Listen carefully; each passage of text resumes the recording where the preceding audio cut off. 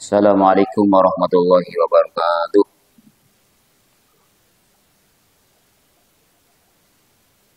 Alhamdulillahirabbil alamin wa bihi nasta'inu ala umuri dunya waddin.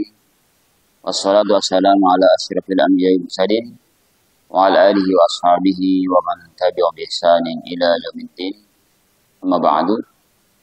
Kaum muslimin wal muslimat jamaah Masjid Imam Syafi'i dan juga para pendengar dimanapun Anda berada, rahimani wa rahimakumullah ajma'in. Pada kesempatan yang baik ini kita lanjutkan tentang keutamaan salat berjamaah masuk pada bab yang ke-26, yaitu menanti salat setelah salat seperti di medan jihad. Hal ini berdasarkan hadis Abi Hurairah radhiyallahu anhu. Yang pertama, dari Abi Hurairah radhiyallahu anhu, sesungguhnya Rasulullah sallallahu alaihi wasallam telah bersabda, "Ala adullukum ala ma yamhullahu bihi al-khataya wa yarfa'u bihi ad-darajat." Rasulullah sallallahu alaihi wasallam bersabda, "Tidakkah aku tunjukkan kepada kamu, maukah aku tunjukkan kepada kamu tentang sesuatu amalan yang dengannya Allah menghapus dosa-dosanya dan mengangkat derajat-derajatnya?" Qalu bala. Mereka mengatakan, wahai Rasulullah, saya mau dikasih tahu amalan yang bisa menghapus dosa-dosa dan mengangkat derajatnya. Maka Rasul mengatakan, Rasulullah SAW bersabda, "Isbahul wudu 'alal makarihi." Menyempurnakan wudu dalam keadaan yang tidak disukai. Meskipun dingin, kita semuanya wudu dengan sempurna. Isbahul wudu 'alal makarihi. Menyempurnakan wudu dalam keadaan yang tidak disukai. Yang kedua, wa kasratul khuta ilal masajidi, dan memperbanyak langkah menuju masjid. Yang ketiga, wantidarus shalah ba'da shalah fadzalikumur ribat, dan menunggu salat yang berikutnya setelah melakukan salat. Itu adalah ribat, yakni pahalanya seperti berjaga-jaga di wilayah perbatasan muslim dan kafir. Jadi dari maghrib menunggu ke isya, dari isya menunggu subuh. Terus kita selalu menunggu untuk salat berikutnya. Intidarus shalah ba'da shalah fadzalikumur ribat. Hadis riwayat Muslim, Tirmidzi, Nasa'i dan Ibnu Majah. Ini hadis yang pertama. Hadis yang kedua dari Abi Hurairah juga. Sesungguhnya Rasulullah sallallahu alaihi wasallam telah bersabda, "Muntadirus sholati min ba'di shalah kafarisin ishtadda bihi farasahu fi sabilillah ala qashihi." Orang yang menanti salat setelah salat seperti penunggang kuda yang berada di atas punggung kuda yang berlari kencang di medan jihad di jalan Allah Subhanahu wa taala. Tusalli alaihi malaikatullah,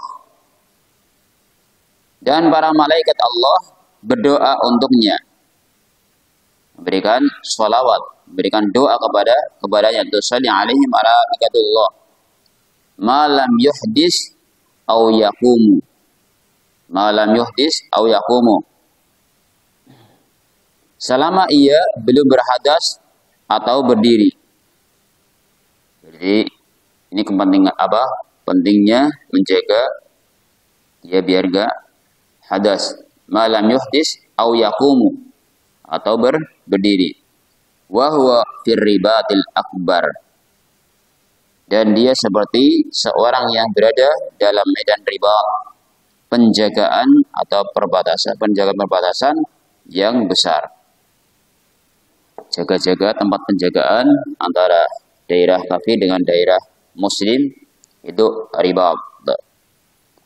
Ini menunjukkan keutamaan orang yang menunggu sholat dari sholat berikutnya. Ada beberapa faidah pelajaran yang bisa kita ambil dari hadis ini. Yang pertama, keutamaan menanti sholat wajib setelah melaksanakan sholat wajib sebelumnya. Tadi dari sholat maghrib menunggu sholat isya. Kemudian di antara keutamanya adalah seperti penunggang kuda yang berada di atas punggung kuda. Punggung kuda orang yang berlari kencang di jihad atau di medan jihad di jalan Allah Subhanahu wa taala. Bagikan orang yang dia naik kuda di medan perang yang kencang untuk berperang di jalan Allah Subhanahu wa taala. Kemudian di antara keutamanya adalah didoakan oleh para malaikat. Jadi didoakan oleh para malaikat. Makhluk-makhluk Allah yang suci ketika dia menunggu sholat dari sholat berikutnya, dari salah satu sholat berikutnya. Yang keempat, doa malaikat tersebut dengan syarat belum berhadas atau berdiri dari tempat sholatnya. Belum berhadas atau berdiri dari tempat sholatnya. Dia memang menunggu di sini, di masjid. Dia menunggu dari sholat satu ke sholat berikutnya. Ini keutamaan orang yang menunggu dan dia menjaga diri di masjidnya. Tentunya dia belum berdiri atau belum hadas. Ada dua syarat. Kemudian di antara keutamaannya juga adalah dia seperti seorang yang berada dalam medan ribat, penjagaan perbatasan yang besar. Yang keenam, kemurahan Allah di dalam memberikan pahala kepada hamba-hambanya yang beriman dan beramal soleh. Ini berarti kalau ingin dapat seperti itu, di sini terus, nggak batal, kemudian sholat berikutnya. Berarti kalau sehari aja, mencoba sehari Pak. Sehari aja coba. Jadi udah punya uang dulu.